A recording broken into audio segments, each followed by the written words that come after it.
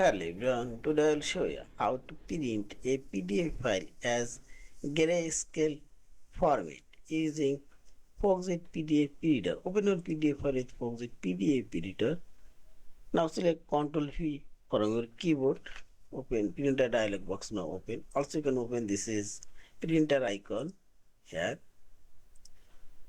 Another way you can select file option and select print.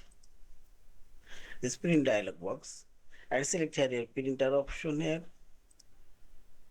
And you can select a specific page range or all page, current view, so on. And select a scale and fit to printer margin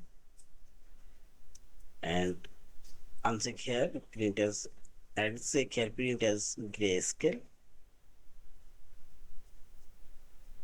Now select OK